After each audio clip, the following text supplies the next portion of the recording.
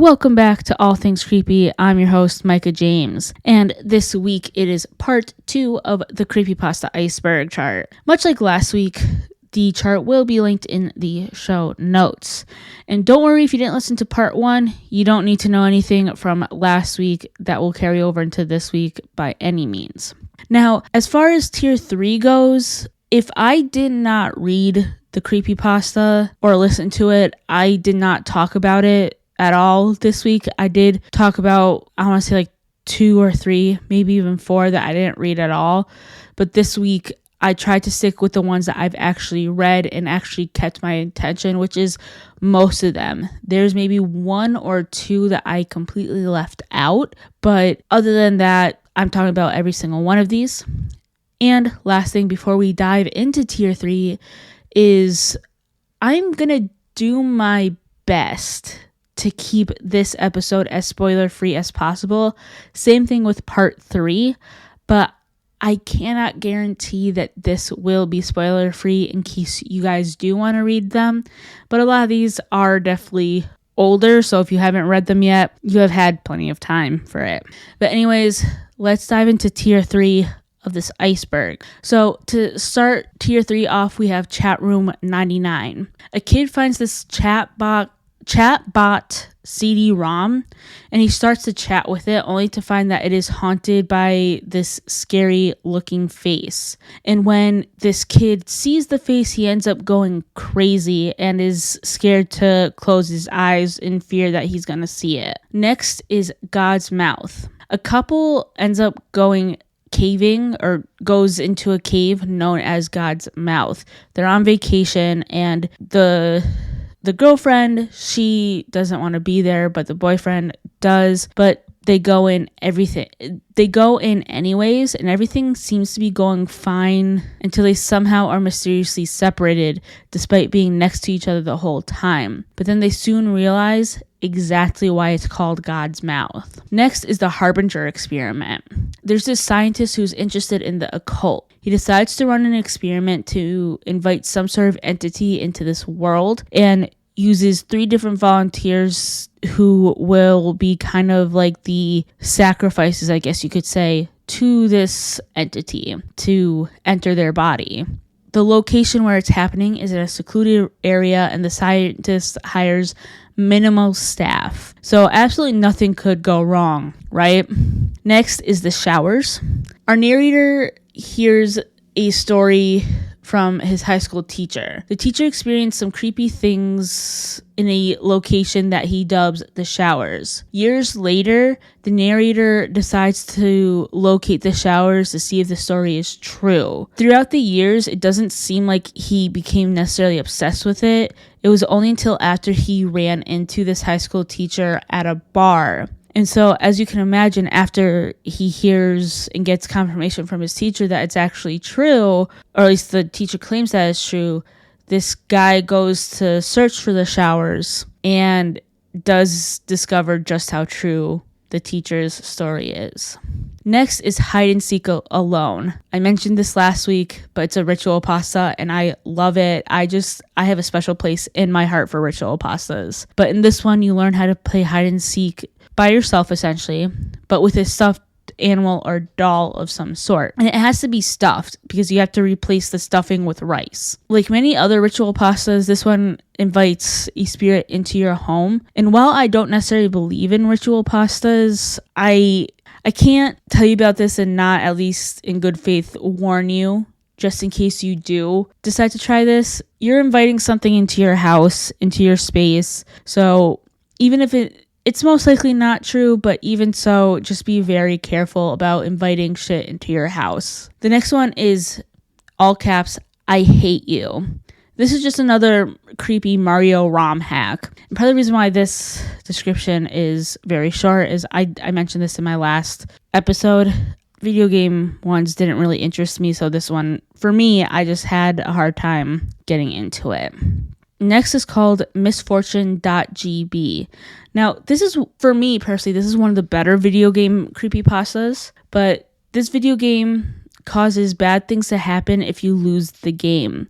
According to the Creepypasta, people have experienced depression, dread, and potentially even death after they see the game over screen. Next is The Wanderer. A picture of a tall man was circulating online, and it seems in the 90s. The name given to this figure was The Wanderer. Jane, who was one of the first people to see it, ended up committing suicide because she thought that the Wanderer would get her if she didn't. Other people who have seen this photo, according to the pasta, don't seem to have as an adverse reaction as Jane did, but it seems like other people did have adverse reactions to it. This man, a therapist has a patient who admits that they see this man in their dreams and gives them life advice. The picture makes its rounds between other therapists, and more patients come forward saying that they've seen this man in their dreams, giving them advice or delivering bad news or other things in their dreams. There is even a website in relation to this picture, and it's called thisman.org. I did do an episode on this man during my first iteration of this podcast, and if I remember correctly, this was like some kind of like advertisement for a movie or something, but I couldn't find like what movie that it could be. I will be posting a picture of a This Man poster. Also, side note, this does come up along with the Happy Valley Dream Survey, pasta, mystery, whatever you want to call it. Next is the portraits. Now, this one falls under both umbrellas of creepypasta and urban legends, because I remember hearing this as like a child before creepypasta was a thing. And I've heard different versions of this one, but as far as like a creepypasta goes, someone usually finds a cabin in a woods, lets themselves in, and then goes to the bedroom. There are these portraits of various men that look like they're staring at the protagonist. Then the protagonist gets woken up by unsuspecting sunlight. Next is Where Bad Kids Go. This kind of has like a common trope. A show in Lebanon would run for 30 minutes and would seem to try to scare kids straight. It would tell them that bad kids would stay up late, steal food from other kids, etc. There would be blood-curdling screams at the end coming from the house with the saying, "That's where bad kids go." Now, here's where the common trope comes in. The narrator ends up going out to find where it was filmed, only to find a camera and a microphone in the basement of the house where it was filmed. Now, the reason why I'm calling this a common trope is because, like, you see this in creepypastas like the pasta 1999. Next is Kage Kao. A 21-year-old demon basically trolls people. He was born in Japan, but then relocated to the U.S. There are a few pastas about him, but he did originate in the creepypasta with the same name. Next is On the Bus. A bus can be found that's almost 200 pesos less than other buses. When you get on, you can't get off. You try and try, but then you keep just finding yourself sitting in the front of the bus facing the front. Next is Stairs. A short story about a woman who is bound to a wheelchair and reports a murder. She lives in a 2-story house and needs a carer to bring her up and down the stairs. But then her carer gets murdered. Now, for this iceberg, that's the version of the stairs that I personally chose, but this could also be in reference to the no sleep story Stairs in the Woods, or I think that like the full title is like I'm a search and rescue officer or something along those lines. But like I said, that's the version of the stairs that I chose to read.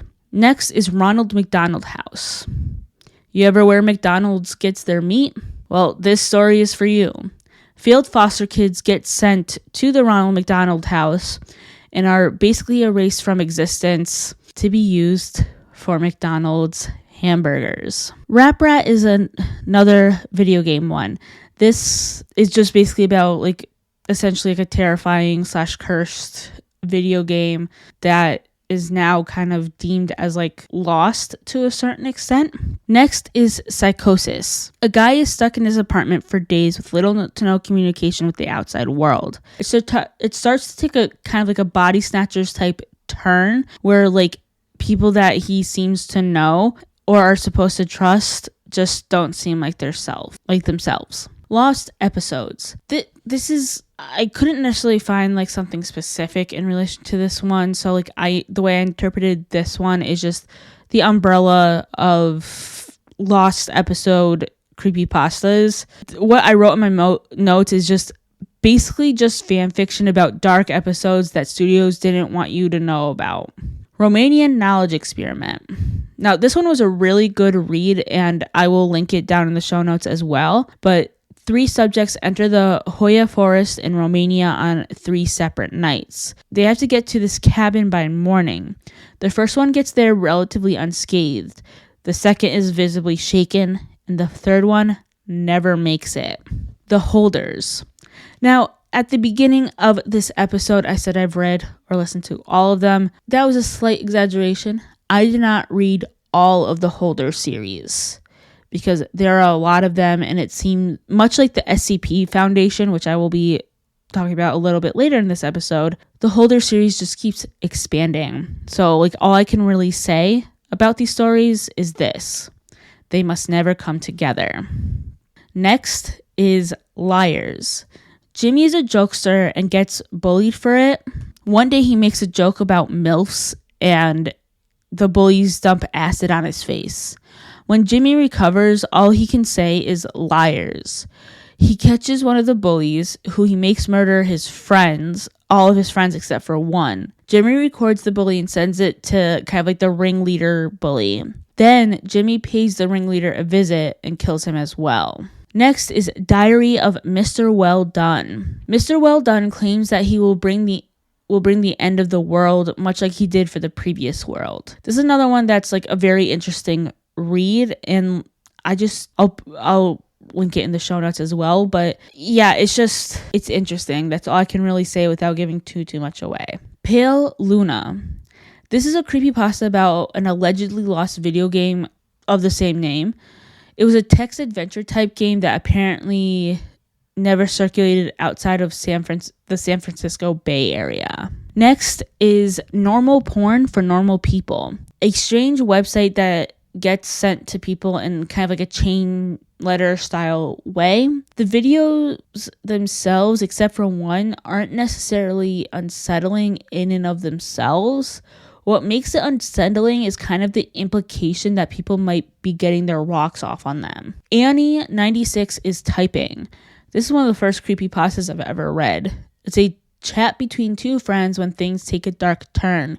Annie believes she sees her friend outside her window when he's actually at home. She then suddenly stops replying, and when she does eventually get back to her friend, she's typing very differently.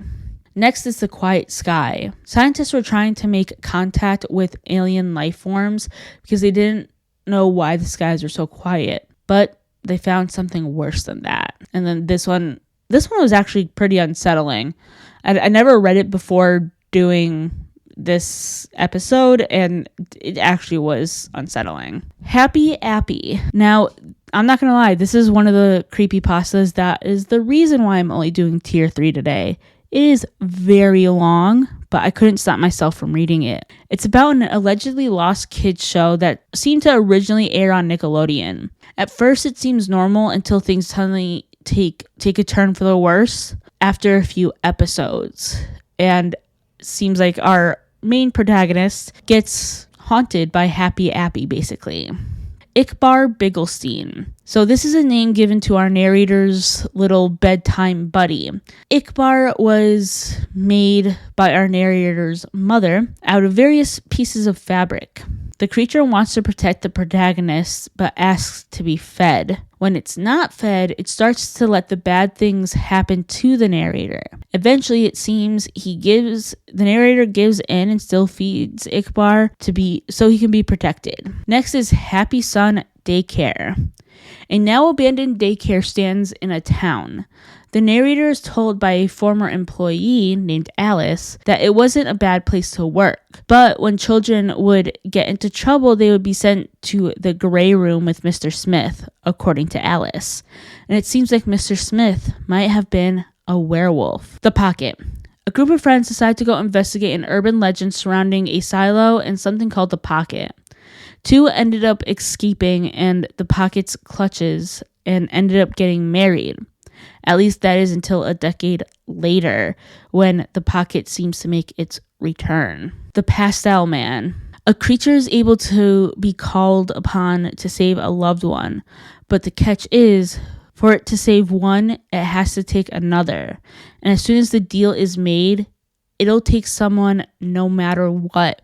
The Rugrats theory. Now, this is one of the most popular, lost episode / cartoon theory pastas out there. Basically, the long and short of it is just basically that Angelica hallucinated all of the Rugrats except for Dill. Then who was phone? You and your lady are making out when you hear the phone ring. You answer and the voice says, "What are you doing with my daughter?" You tell your girl and she says, "My dad is dead." Then who was phone? It's not exactly worded like that. I'm doing that from memory, but that's basically what the pasta is. I realized that I said I would be covering the SCP Foundation when I was talking about the Holders series. That might have been in the last episode, or that might be coming up. I can't remember. I didn't mean to lie to you guys about that, but I may as well just cover it here since I brought it up.